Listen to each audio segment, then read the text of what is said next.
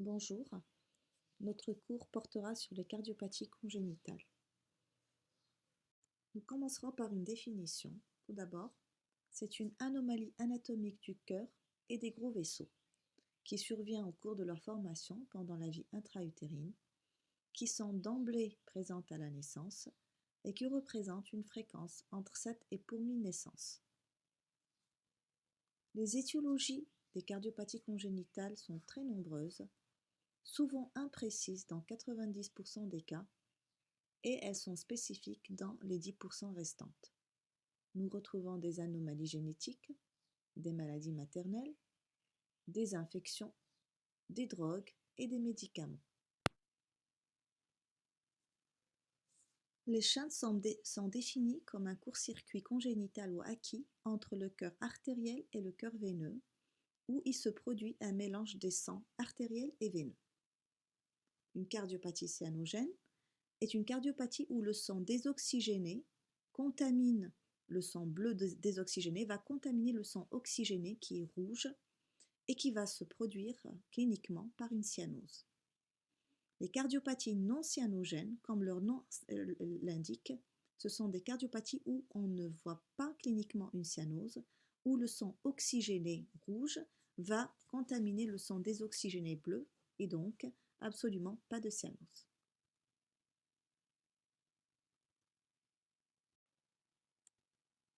Plusieurs classifications des cardiopathies congénitales sont disponibles.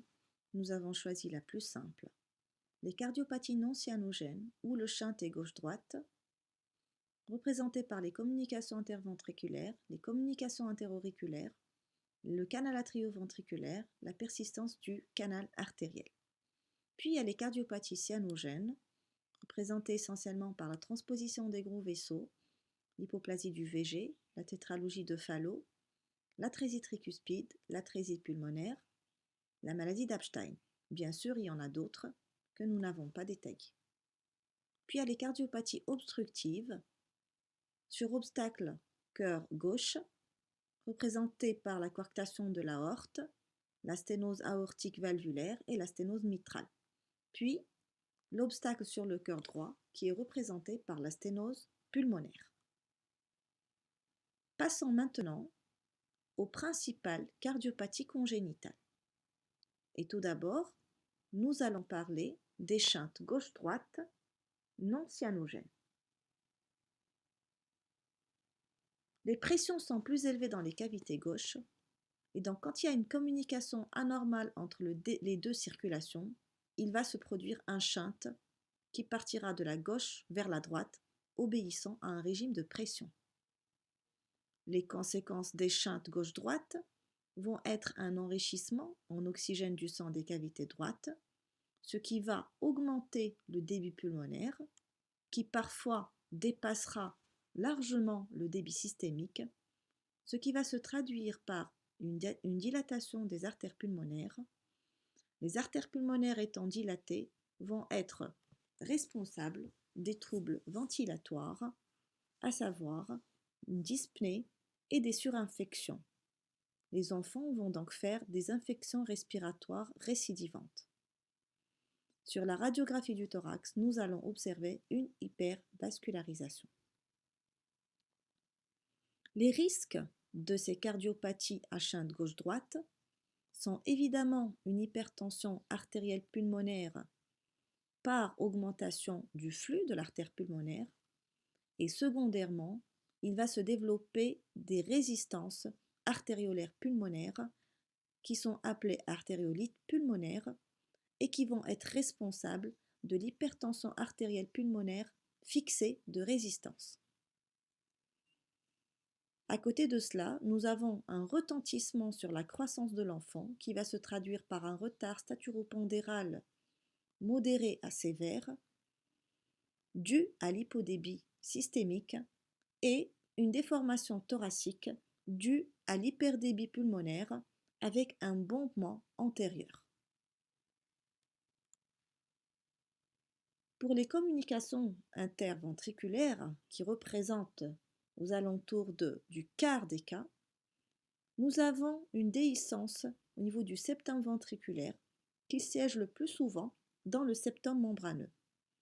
Elle peut siéger également dans le septum musculaire, dans le septum d'admission ou au niveau infundibulaire. Ce qui va se traduire par un shunt gauche-droite avec une inondation de l'artère pulmonaire qui va voir son débit pulmonaire augmenter avec le risque d'HTAP fixé si la CIV n'est pas traitée à temps. Il y a plusieurs classifications anatomiques des CIV. Nous avons choisi la plus simple. Donc, dans la majorité des cas, nous avons des CIV périmembraneuses, mais nous avons également des CIV musculaires d'admission, des CIV dites supracrystales ou infundibulaires. Parlons maintenant de la classification et de la clinique des CIV. Une classification classique va classer les CIV en grade 1, 2, 3 et 4. La CIV grade 1, dite maladie de Roger, c'est la CIV la plus bénigne, où il n'y a pas de signes fonctionnels, où il y a un souffle frémissant, mésocardiaque qui irradie en rayon de roue, avec un B2 qui est tout à fait normal au foyer pulmonaire. À la radiographie du thorax, le cœur est de volume normal. Dans les CIV grade 2, ce sont les CIV en général qui sont larges ou qui ont un retentissement clinique. L'hypotrophie est fréquente, il y a de la dyspnée, surtout quand les nourrissons s'alimentent au biberon, ils n'arrivent pas à finir leur biberon. Et nous assistons à une infection respiratoire récidivante à répétition. À l'examen, nous allons trouver un souffle systolique 3, 4, 6e avec un B2 augmenté au foyer pulmonaire et un roulement de débit à la pointe par augmentation du débit pulmonaire. À la radiographie, le cœur est légèrement augmenté avec une hypervascularisation pulmonaire. Dans cette situation, nous avons recours au cathétérisme qui parfois est indispensable pour décider d'une intervention chirurgicale et pour voir si l'HTAP n'est pas une HTAP fixée, dite HTAP d'Eisenmenger, où la situation chirurgicale est dépassée. Voici une radiographie du thorax de face montrant une légère augmentation de la forme cardiaque avec une hypervascularisation pulmonaire. Pour les CIV grade 3, ce sont les CIV les plus graves et ce sont des formes évoluées ou négligées. Arrivé à ce stade, malheureusement, nous n'avons plus d'alternative thérapeutique à part une transplantation cœur-poumon.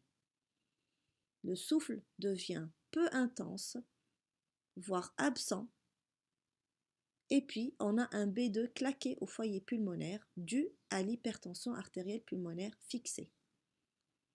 À la radiographie du thorax, nous retrouvons une cardiomégalie qui est modérée, des artères proximales qui sont dilatées avec une hypovascularisation périphérique. Dans les communications grade 4, ce sont les communications où on a un poumon protégé par la sténose pulmonaire qui est associée à la communication interventriculaire. À la clinique, le souffle est intense, il est systolique, il est maximum haut situé. Le deuxième bruit est diminué au foyer pulmonaire avec une bonne tolérance fonctionnelle. Ce sont des CIV qui peuvent attendre jusqu'à ce qu'on ait un bon poids pour opérer, surtout dans les structures où la réanimation ne permet pas d'opérer avec un petit poids. À la radiographie, il n'y a pas de cardiomégalie, la vascularisation pulmonaire est normale ou bien diminuée. Concernant l'évolution des communications interventriculaires, elles vont être déterminées par la taille de la CIV, par l'existence de cette sténose pulmonaire ou pas, et par également la clinique. Et c'est souvent la clinique et la taille qui vont permettre une intervention chirurgicale dans les meilleurs délais. Alors on l'a bien dit pour la communication interventriculaire grade 1, où il n'y a pas de retentissement fonctionnel, souvent la fermeture spontanée survient, ou bien la CIV reste inchangée. Là, on n'intervient pas du tout. Ni traitement médical, ni traitement chirurgical. Une CIV qui va rester bien tolérée. Pour la communication interventriculaire grade 2, on peut également ici assister à une fermeture spontanée, mais également on peut assister à une communication interventriculaire grade 3 où on est en situation dépassée, négligée de CIV avec Eisenmenger, avec une HTAP qui est fixée. On peut également évoluer vers une insuffisance cardiaque qu'on va traiter et on prépare l'enfant pour la chirurgie. Il y a une évolution malheureuse vers la communication interventriculaire grade 3 où la situation donc est défavorable, où le délai est imprévisible et où l'HTAP est fixé, il n'y a plus rien à faire à part la transplantation cœur-poumon qui reste très difficile dans notre contexte. Pour les CIV grade 4, elles sont bien tolérées et puis elles ont la même physiologie, elles obéissent à la même évolution de la tétralogie de Fallot que nous allons voir ultérieurement. Pour le traitement, on peut s'aider du traitement médical pour éviter les signes de surcharge ou d'insuffisance cardiaque. Nous utiliserons pour cela les digitaliques, les diurétiques, dans certaines situations, les inhibiteurs de l'enzyme de conversion. C'est le traitement chirurgical qui est un traitement définitif avec la fermeture soit par un patch, soit de plus en plus utilisé actuellement le cathétérisme cardiaque. La prophylaxie contre l'endocardite infectieuse n'est pas recommandée dans les shunts gauche-droite. Ceci est une illustration d'un cerclage de l'artère pulmonaire qui est fait dans les communications interventriculaires grade 2 afin d'éviter l'hypertension artérielle pulmonaire. Ceci est une illustration d'un occluder, donc d'un device qu'on met en place pour fermer par cathétérisme cardiaque les CIV. Et puis, bien sûr, la chirurgie classique par fermeture par patch. Les communications interauriculaires maintenant, qui sont fréquentes elles aussi, elles sont définies par un défaut de développement du septum interauriculaire. Et puis, anatomiquement, on distingue deux formes différentes. L'ostium secundum, où on a donc un shunt en plein milieu de la cloison interauriculaire. Parfois, ce shunt est haut situé, on l'assimile, on dit que c'est une CIA sinus venosus. Donc, quand il est haut situé, il est en contact avec soit la veine cave supérieure, soit avec la veine cave inférieure.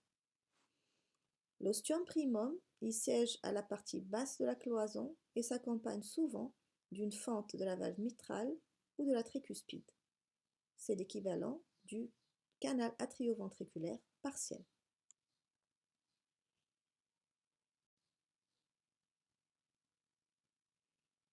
Les classifications des CIA, nous avons l'ostium primum, l'ostium secundum, et il y a des classifications qui choisissent de mettre les sinus venosus parmi les trois types de CIA. Concernant la présentation clinique des communications interauriculaires, l'enfant se présente en âge scolaire, pas avant, sans symptômes fonctionnels, avec un souffle qui est peu intense, de sixième, sur le bord latérosternal du sternum, sur le bord gauche latérosternal. À l'écho-cœur, nous allons trouver donc une CIA qui va dilater surtout l'oreillette droite, aussi le ventricule droit, parfois aussi l'artère pulmonaire. Le cathétérisme, surtout utilisé ici à but thérapeutique, peut parfois être utilisé pour mesurer les pressions, surtout chez les adultes.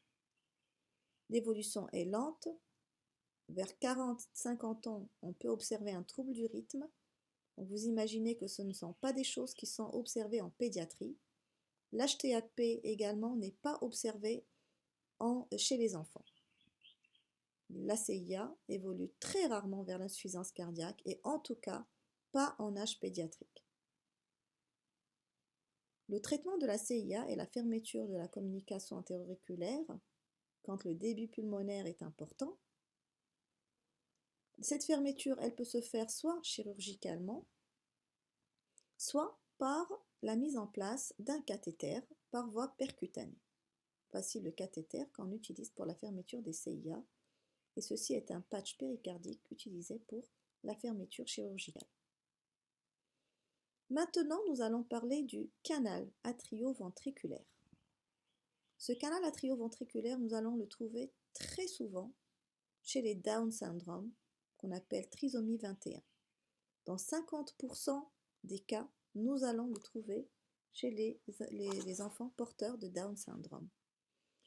Il est représenté par l'association d'une communication antéro-auriculaire basse, type ostium primum, associée à une CIV d'admission, et puis les anomalies des valves mitrales et tricuspides sont présentes, avec très souvent également la présence d'une fente mitrale.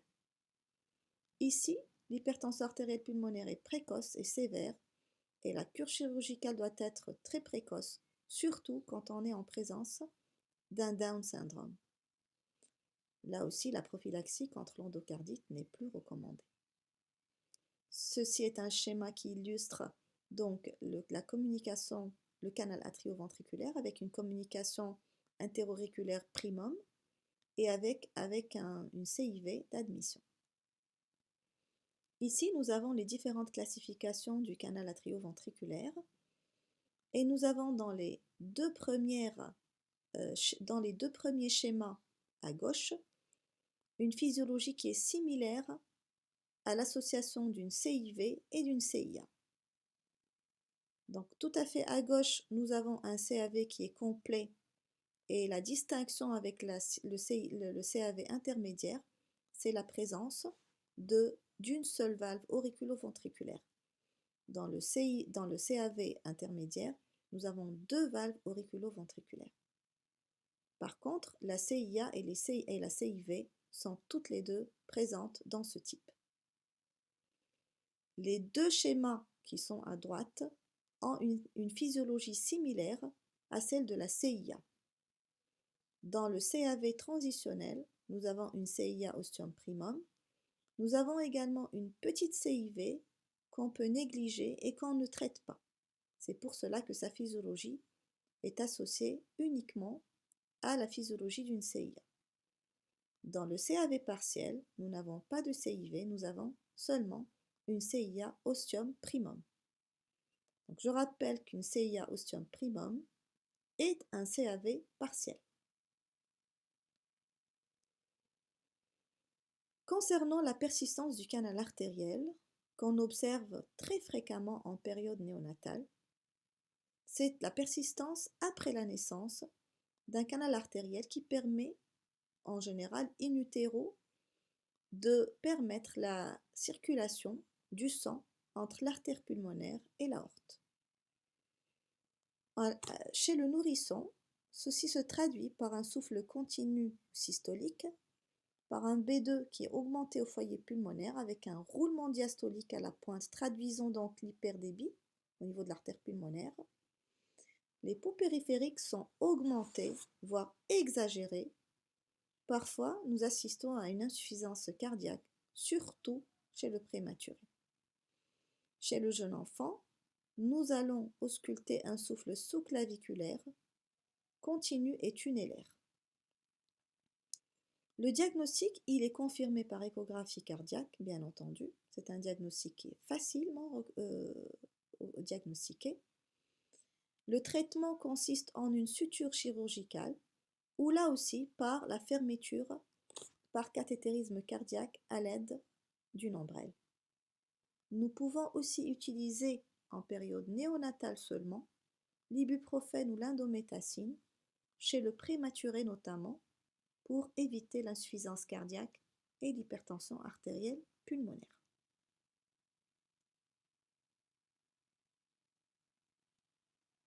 La prophylaxie contre l'endocardite n'est toujours pas recommandée. Nous arrivons maintenant au deuxième chapitre, qui sont les cardiopathies cyanogènes. Alors, les cardiopathies cyanogènes, c'est tout simplement la traduction d'une hypoxémie artérielle qui peut se traduire, qui peut être conséquente d'un shunt droite-gauche, d'une hypoperfusion pulmonaire ou souvent de l'association des deux. Cliniquement, nous observons bien évidemment une cyanose, comme son nom l'indique. Secondaire à cette cyanose va se produire une polyglobulie, donc c'est une augmentation de l'hémoglobine secondaire et compensatrice à cette cyanose, et elle va être en fonction du degré de désaturation artérielle. Plus l'enfant est cyanosé, et plus cette polyglobulie est importante. Nous avons également, secondairement à l'augmentation de l'hémoglobine, une augmentation de l'hématocrite, ce qui va se traduire par une hyperviscosité sanguine, laquelle hyperviscosité sanguine va entraîner des anomalies de l'hémostase et une hypercoagulabilité, avec toutes les conséquences et les complications qui vont être engendrées. Ces complications sont représentées par les crises d'anoxie,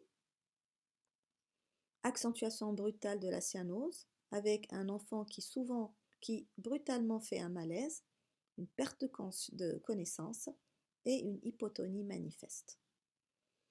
Nous avons aussi des accidents neurologiques qu'on doit toujours redouter, les accidents thromboemboliques, notamment cérébraux. Nous assistons aussi à des AVC et puis également des problèmes infectieux tels que l'abcès du cerveau. Je rappelle que les germes ne sont pas correctement filtrés au niveau du poumon. Le chef de file est la transposition des gros vaisseaux. Donc c'est une cardiopathie congénitale cyanogène qui est la plus fréquente en période néonatale. Elle se traduit par la naissance anormale de l'aorte à partir du ventricule droit au lieu du ventricule gauche et de l'artère pulmonaire à partir du ventricule gauche au lieu du ventricule droit.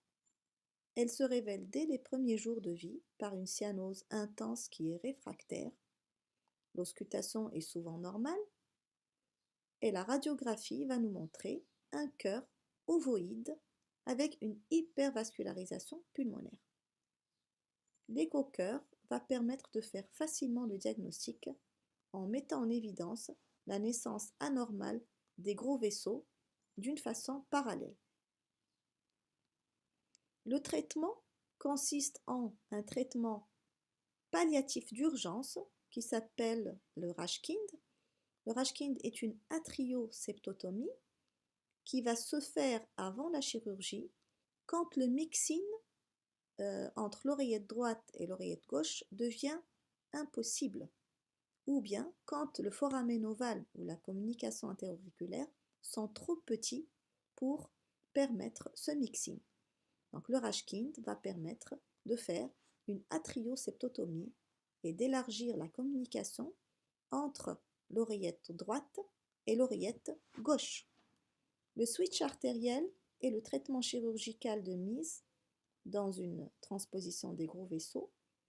Il doit se faire idéalement en période néonatale et il consiste à repositionner les artères pulmonaires et aortiques en place, c'est-à-dire artère pulmonaire naissant du VD et aorte qui sort de son VG.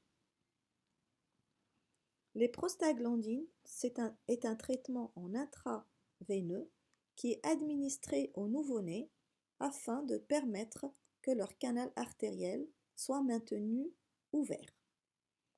Cette transposition des gros vaisseaux n'est pas viable si on n'a pas un mixing correct entre le sang artériel et le sang veineux.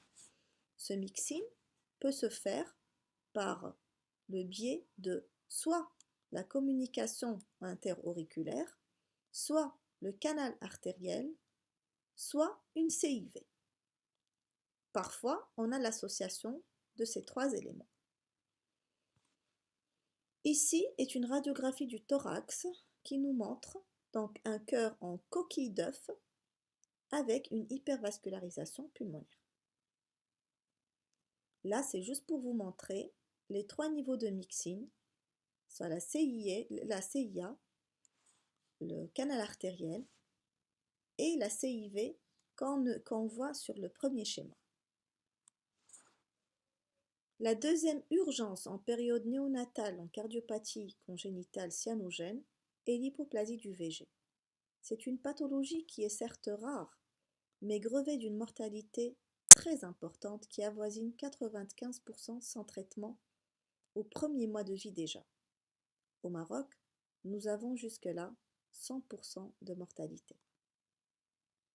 C'est une association de atrésie mitrale ou sténose mitrale sévère, d'hypoplasie du ventricule gauche, d'hypoplasie ou d'atrésie de l'aorte et de l'arc aortique. C'est une cardiopathie qui n'est pas viable si on n'a pas un mixing correct. Et même avec ce mixing correct, la cardiopathie est rapidement décompensée. Le mixing va se faire grâce au canal artériel et au foramen ovale perméable. Dans cette cardiopathie, le ventricule gauche ne fonctionne pas et toute la fonctionnalité cardiaque va être assurée par le ventricule droit, qui va en même temps assurer la circulation pulmonaire et la circulation systémique via le canal artériel. L'arc aortique est hypoplasique. Les vaisseaux crâniens et les artères coronaires seront perfusés d'une manière rétrograde via l'artère pulmonaire à travers le canal artériel. Le but du traitement préopératoire est de maintenir l'équilibre entre le débit pulmonaire et le débit systémique afin, d'une part, d'assurer un transport adéquat d'oxygène sans surcharger le cœur. Ici est un schéma qui illustre donc cette hypoplasie du VG avec un ventricule droit et une artère pulmonaire qui sont bien développés, mais un ventricule gauche qui est tout petit, il est croupiant, la valve mitrale on ne la voit pas, elle est atrétique, et regardez comment l'arc aortique est très grêle. Il peut atteindre 2 à 3 mm, c'est-à-dire le diamètre du canal artériel. C'est une manifestation néonatale où le nouveau-né, dès les premières heures de vie, est critique. Il est cyanosé, tachycarde et tachypnéique.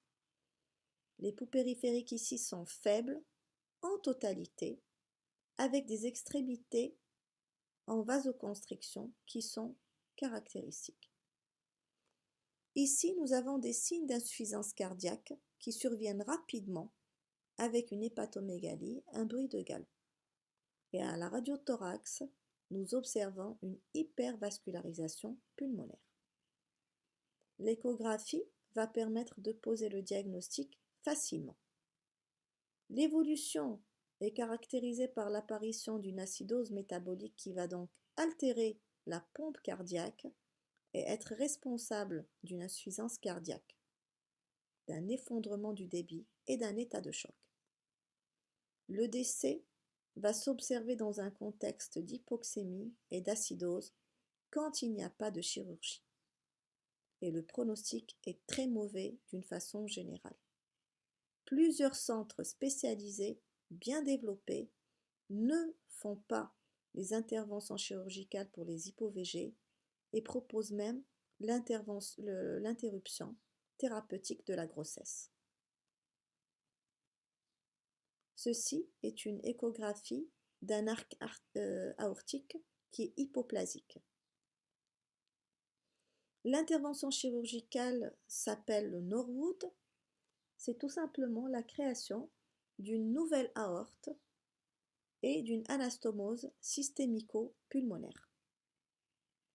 Cette intervention doit se faire durant la première semaine de vie, sinon c'est le décès qui survient. et elle consiste tout simplement à rendre la circulation coronarienne et systémique indépendante du canal, puisque c'est le canal qui perfuse jusque-là, en enlevant l'obstruction au niveau de l'aorte et de l'arc aortique.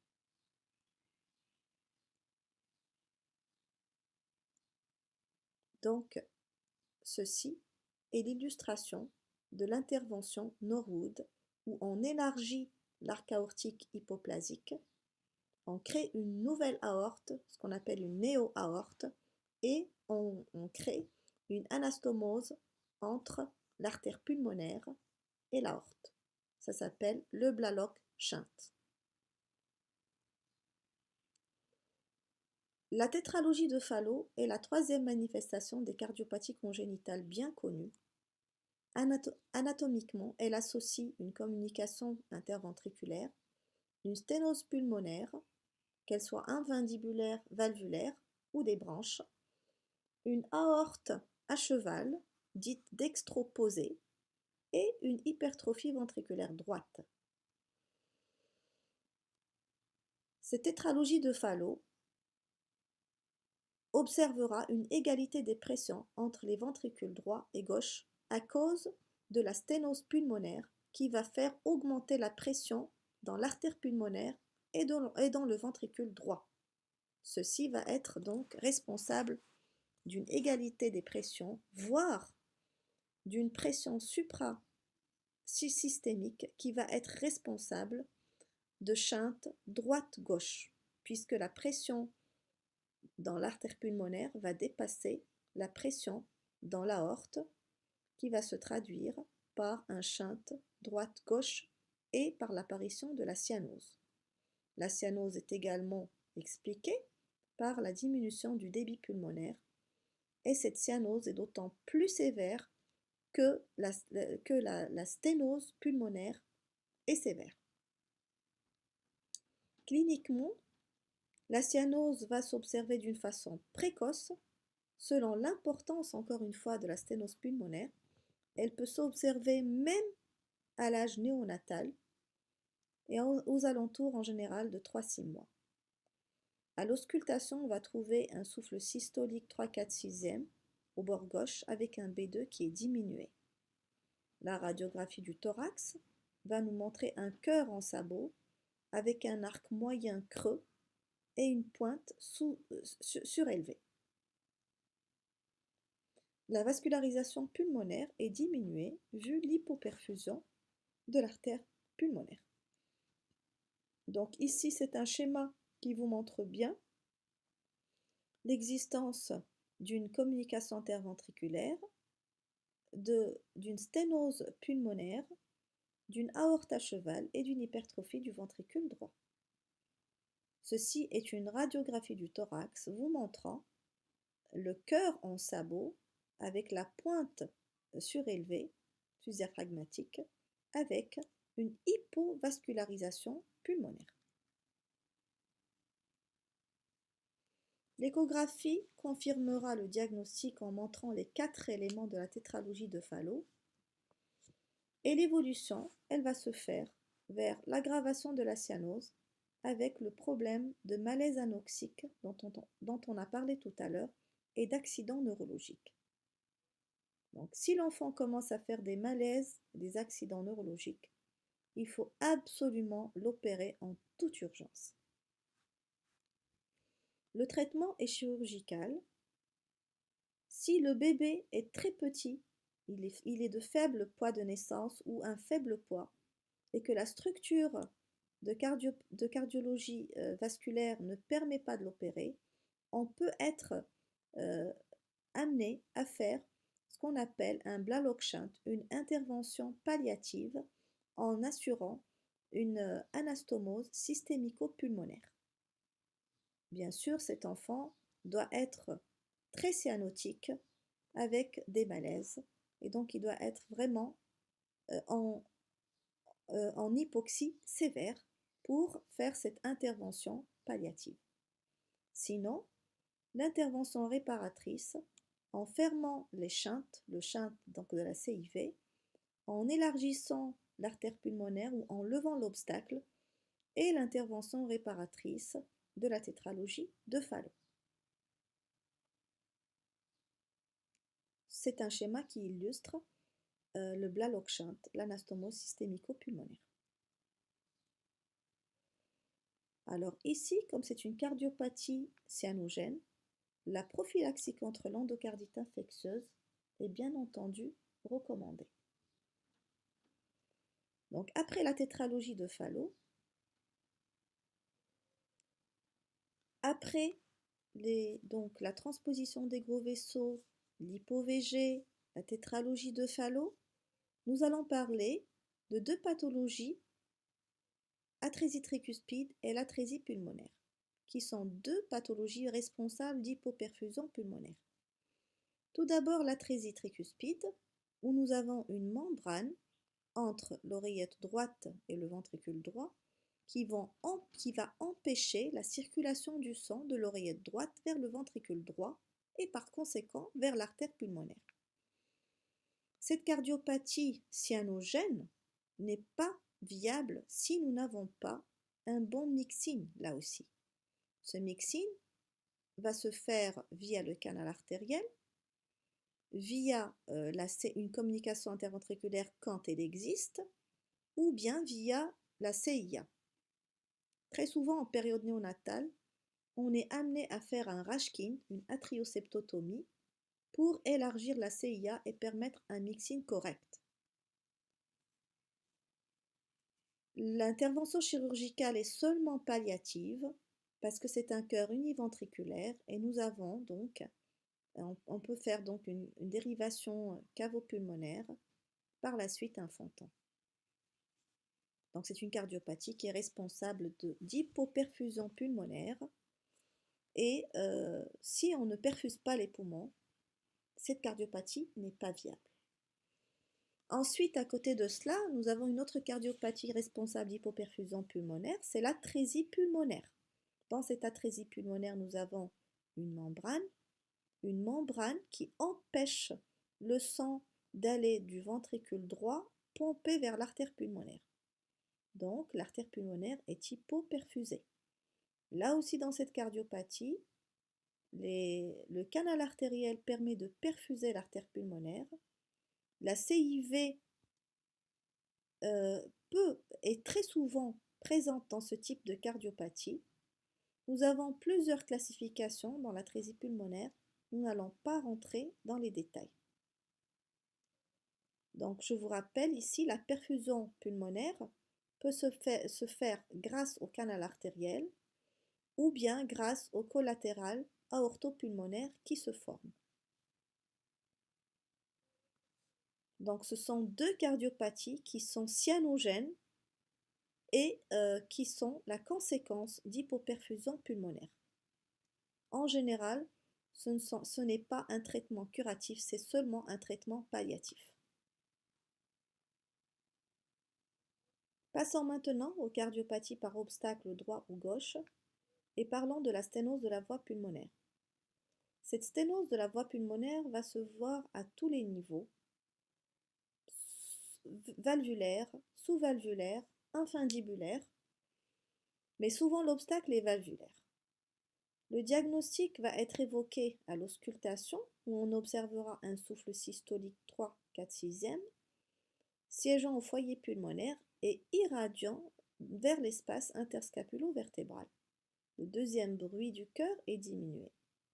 La radiographie du thorax va montrer donc une vascularisation pulmonaire diminuée et l'échographie cardiaque va permettre de poser le diagnostic avec certitude.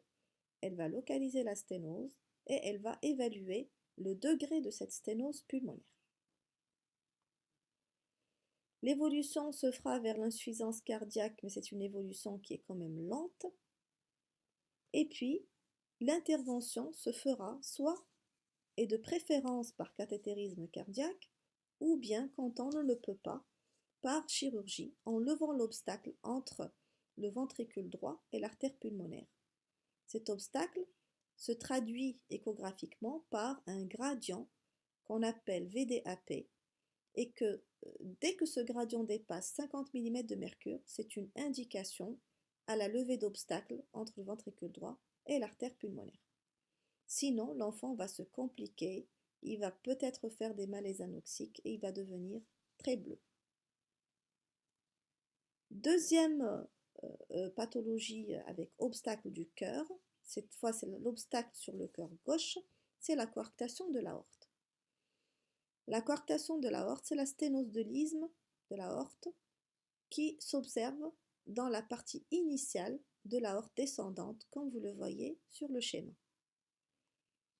C'est une pathologie qui s'observe dès la période néonatale, surtout quand ce rétrécissement est serré. Et donc chez le nouveau-né, pendant les premières semaines de vie, il peut se révéler par une insuffisance cardiaque. Je rappelle, surtout quand l'obstacle est très serré. Et cliniquement, il peut être évoqué par la contradiction entre la pulsacilité humérale qui est présente et l'absence ou la faible pulsacilité des pouls fémoraux. La coarctation chez l'enfant peut se voir à cet âge aussi, et là aussi, à la palpation des pouls, les artères fémorales sont peu battantes, voire non perceptibles. Nous observons donc une hypertension artérielle pulmonaire au membre supérieur, contrastant avec une tension artérielle normale diminuée au membre inférieur. C'est l'échographie cardiaque qui permet de poser le diagnostic en visualisant la coarctation et son gradient, et l'évolution et les grevets de complications qui sont liées à l'hypertension artérielle pulmonaire, à savoir les AVC. Le traitement peut se faire soit par cathétérisme, par voie percutanée, ou bien par chirurgie en réséquant la zone rétrécie de l'isthme. Ça s'appelle l'intervention de Crawford. En général, le pronostic, il est très bon. Donc ici, pour vous montrer le canal artériel qui permet la communication entre l'artère pulmonaire et l'aorte.